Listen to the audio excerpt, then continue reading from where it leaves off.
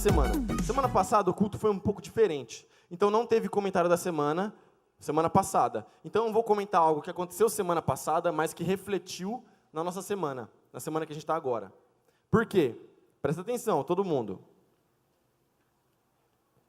Semana passada, infelizmente, lá no Rio de Janeiro, aconteceu a morte daquela vereadora lá, Marielle Franco. Quem ficou sabendo dessa parada aí, levanta a mão. Todo mundo ficou sabendo. A Marielle Franco, infelizmente, morreu, né?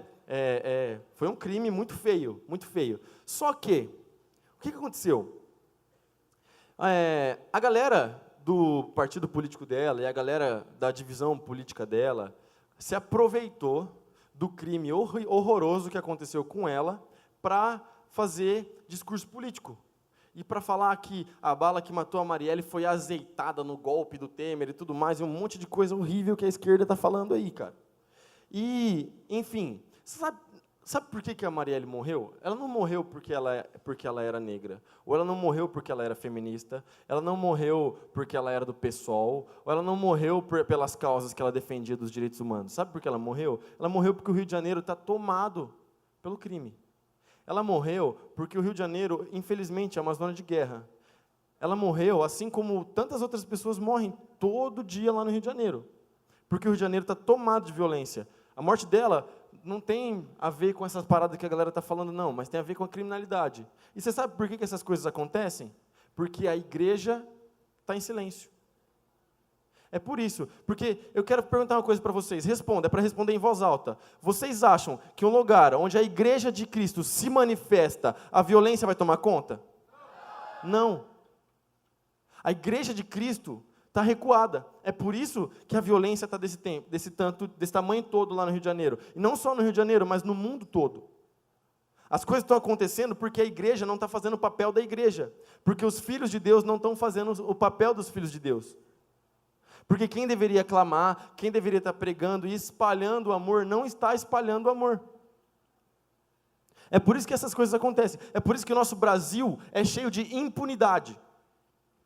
É por isso que ontem o Supremo, o STRF4, resolveu simplesmente que, além de julgar o habeas corpus do Lula, eles vão julgar só depois do dia 4, e aí o Lula só pode ser preso, passou a liminar, ele só pode ser preso depois que o habeas corpus dele for julgado. Ou seja, um Supremo lá pode pedir um negócio que chama vista, e aí popularmente é chamado de sentar no processo. Esse negócio nunca mais vai acontecer, já era, entendeu? Algum dos Supremos lá, algum dos juízes lá do Supremo, dos ministros, pode sentar no processo e acabou, e o Lula vai ficar impune. Um dos caras que foi o maior corrupto da nossa nação vai ficar impune. E você sabe por que essas coisas acontecem? Porque nenhum dos ministros lá é servo de Deus, de verdade. É por isso.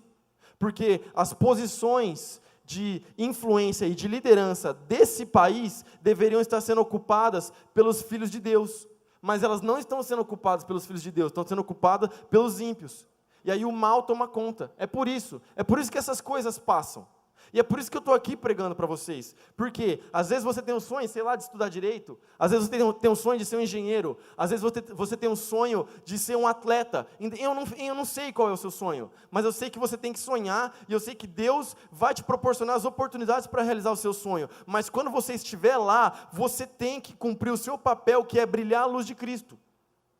E essas coisas estão acontecendo no Brasil porque as posições de influência e de liderança do nosso povo não estão sendo ocupados por aqueles que brilham a luz de Cristo. É por isso que toda sexta-feira a gente prega e a gente fala aqui para vocês, é discurso político? Não, não é. É simplesmente o fato de que a igreja precisa se levantar, precisa acordar.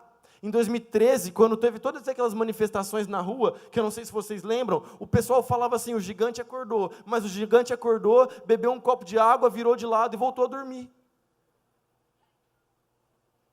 E sabe qual que é o maior gigante que tem que acordar? A igreja de Jesus Cristo. Tem alguém aqui que é a igreja de Jesus? Levanta a mão e faz um barulho. Você é um gigante, você tem que acordar, você tem que se movimentar, você tem que se mover a respeito das coisas que estão acontecendo no nosso país, a impunidade, e começa lá na nossa escola, quando na fila da cantina, a gente não deixa ninguém furar a fila.